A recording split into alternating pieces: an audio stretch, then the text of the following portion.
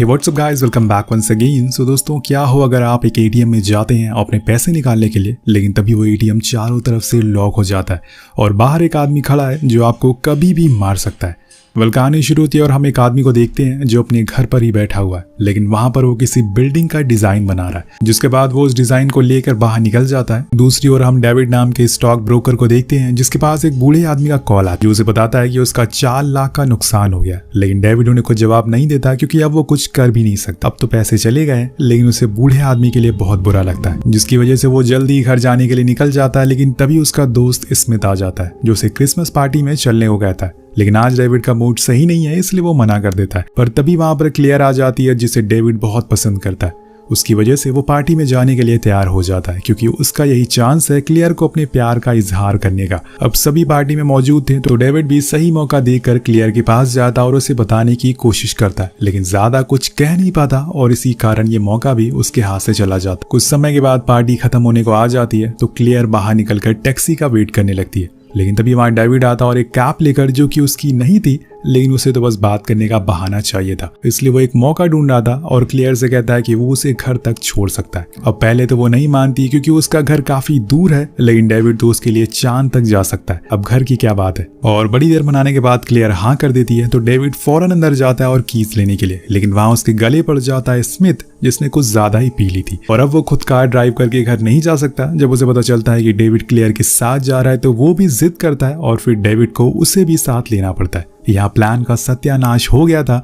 उसके साथ में देखकर क्लेयर भी हैरान थी क्योंकि वो उसे कुछ खास पसंद नहीं करती, लेकिन अब जो होना था वो हो गया है। पूरे सफर में स्मिथ चपड़ चपड़ करता जा रहा था जिसे दोनों बहुत परेशान थे, खासकर डेविड जो मन ही मन सोच रहा था कि मैं इसे अपने साथ क्यों लेकर आ गया। इधर तभी स्मिथ कहता है कि उसे काफी तेज भूख लगी है, इसलिए वो कार किसी रेस्टोरेंट पर रोके, लेकिन उससे पहले वो एटीएम पर रोक दे क्योंकि उसे पैसे निकालने हैं। अब ये सब देखकर कहीं ना कहीं क्लेयर भी यही सोच रही थी कि अच्छा खासा वो अपने घर जा रही थी और फिर कहां से वो इन दोनों के बीच में फंस गई। लेकिन अब जो उसके साथ होने वाला है वो उससे भी ज्यादा बुरा है।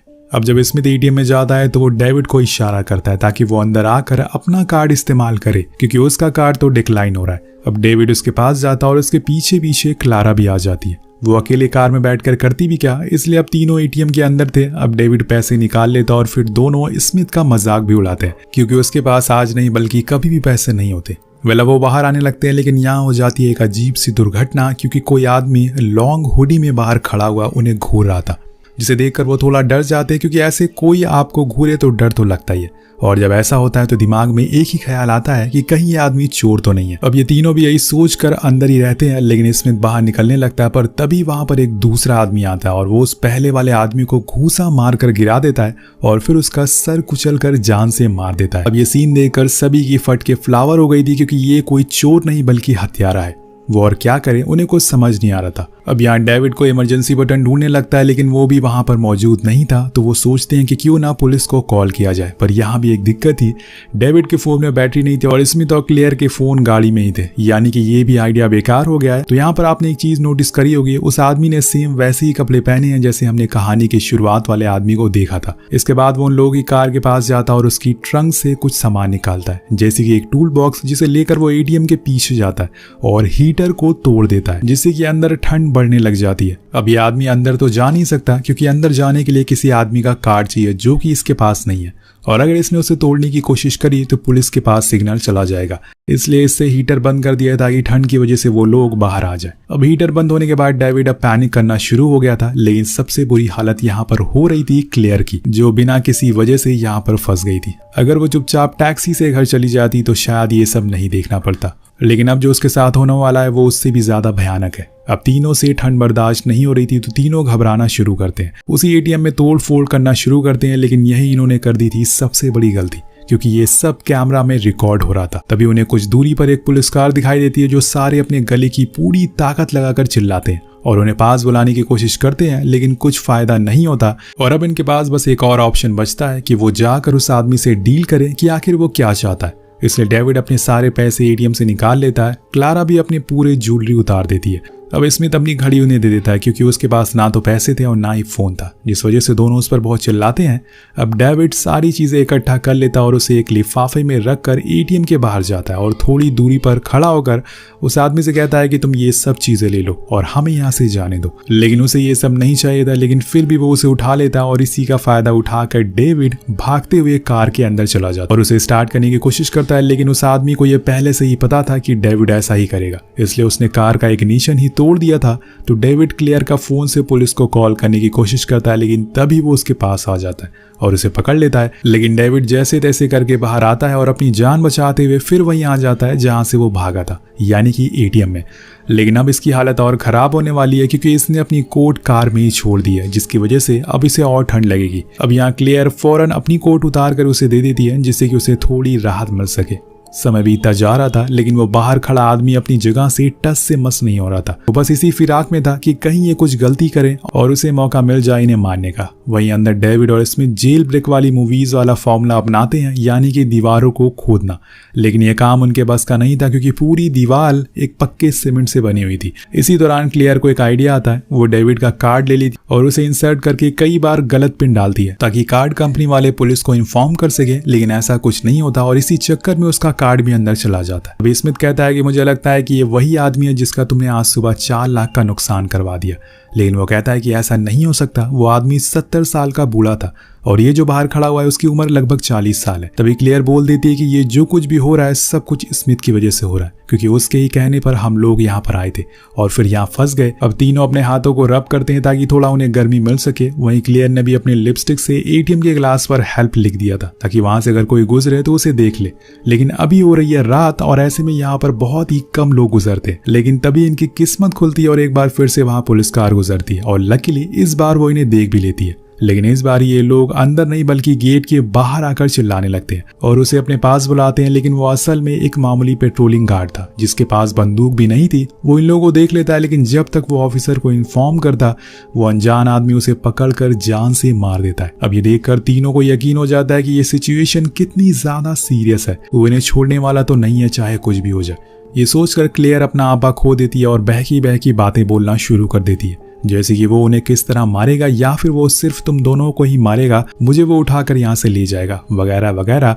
तभी अचानक से हम देखते हैं कि वो अनजान आदमी एटीएम के अंदर आ गया, जिसे देखकर वो सभी उस पर टूट पड़ते हैं और बड़ी ही बुरी तरह से उसे मारना शुरू करते हैं। और कुछ ही समय के बाद वो पूरी तरीके से ढेर हो जाता है। यहाँ हम पहली बार उस आदमी की शक्ल देख पाते हैं, लेकिन जब उसकी आईडी कार्ड ये देखते हैं तो इन्हें यकीन ही नहीं होता कि ये तो काफी शरीफ किस्म का इंसान है। आखिर ये इनके साथ ऐसा क्यों कर रहा है? पर कुछ देर बाद इन्हें पता चलता है कि ये उनके साथ बस एक प्रैंक हुआ था।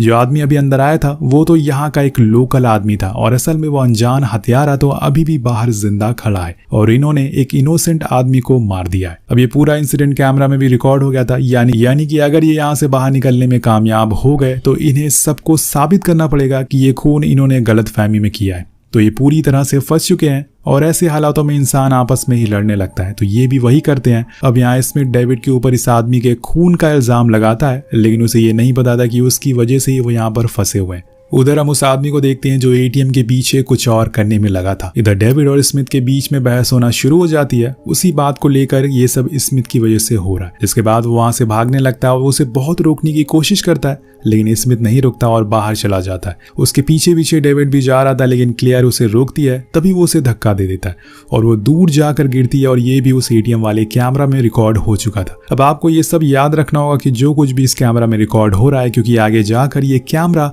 रिकॉर्डिंग बहुत ही बड़ा खेल खेलने वाली है। अब डेविड थोड़ी दूर जाकर वहीं गिर जाता है क्योंकि वहां पर उस आदमी ने एक वायर का ट्रैप लगाया था। जैसे ही वो गिरता है वो अनजान आदमी उसे पकड़ लेता है और चाकू से उस पर वार करता है, जिससे कि उसकी जान चली जाती है उसके दोनों दोस्त के सामने, लेकिन वो मजबूर है। अब यहाँ डेविड और क्लेयर दोनों बैठे रहते हैं उदास होकर और आपस में ही बातें करते हैं। डेविड उसे माफी मांगता है कि अगर वो उसे घर जाने देता तो शायद आज वो यहाँ नहीं फंसती, लेकिन किसी को कुछ पता नहीं था कि ऐसा कुछ होने वाला। तभी इनकी नजर पड़ती है बाहर स्मिथ पर, जो अभी भी जिंदा है। वो दोनों बाहर जाकर उसे अंदर ले आते हैं क्योंकि वो आदमी अभी इनके पीछे कुछ काम कर रहा है, लेकिन उसे पता चल चुका था कि इन लोगों ने बाहर से स्मिथ को अंदर ले लिया, इसलिए उस अनजान आदमी ने अब एटीएम के गेट पर उनकी ही कार लगा दी है, जिससे कि गेट ब्लॉक हो चुका है। यानी कि अब ये बाहर नहीं जा सकते। वहीं स्मिथ की सांसें अभी भी चल रही है, लेकिन फौरन उसे हॉस्पिटल ले जाना होगा।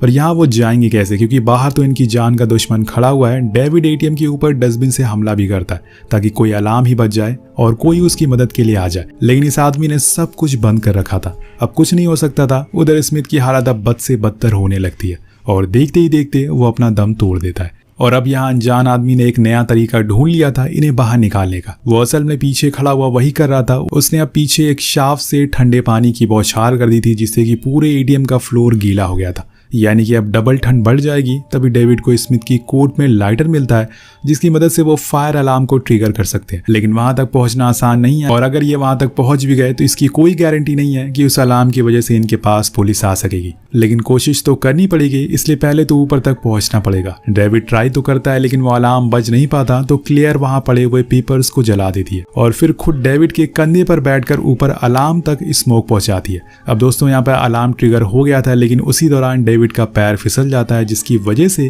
क्लियर गिर जाती है और उसका सर जाकर लगता है एक कॉर्नर पर, जिससे कि मौके पर ही उसकी मौत हो जाती है। अब इसे देखकर डेविड पूरी तरीके से टूट जाता है। वो खुद को दोषी मानने लगा था, क्योंकि वही क्लियर को यहाँ लाया था। अब क्लियर के मरने के बाद वो खुद को कभी माफ नहीं कर पाएगा, लेकिन वो अपने दोस्तों का बदला जरूर ले सकता है।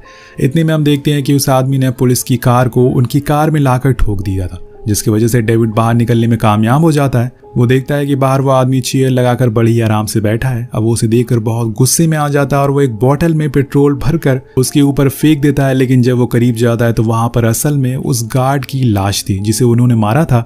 वो अनजान आदमी अभी भी उनसे दूर खड़ा हुआ था और उसे इसी पल का इंतजार था कि डेविड कब एटीएम से बाहर आएगा। वो डेविड पर एक स्प्रे फेंकता और उसकी तरफ बढ़ता है, लेकिन तभी वहां पर पुलिस आ जाती है और डेविड को पकड़ लेती है। अब आप सोच रहे होंगे कि असल में पुलिस ने उस आदमी को क्यों नहीं पकड़ा। दोस्तों, जिस एटीएम में ये लोग इतना हंगामा मचा रहे थे, वहां असल में लगा हुआ था कैमरा, जिसने सारी चीजें रिकॉर्ड हुई थी। जैसे कि इन लोगों ने पहले तो एटीएम को तोड़ फोड़ करी, फिर उस आदमी को मारा और फिर पूरे एटीएम में आग लगा दी। और वो अनजान आदमी पूरे टाइम एटीएम से बाहर खड़ा होता, यानी कि कैमरा की नजरों से दूर, ताकि कोई भी उसे देख ना सके। उसने बहुत ही चालाकी से ये सब किया ताकि कैमरा से दूर रहे। अब पुलिस कार में बैठा हुआ डेविड उस आदमी को देख रहा था, जो जाकर चुपचाप भीड़ में मिल जाता है। इसके बाद हम देखते हैं कि वो आदमी फिर से अपने घर में जाता और नए मैप को डिजाइन करने लगता है, जो कि शायद इसका अगला शिकार हो सकता है। लेकिन वो कौन होगा और असल में ये आदमी है कौन, ये सब हमें अगले पार्ट में देखने को मिलेगा, जिसके लिए आपको करना पड़ेगा 400 कमेंट।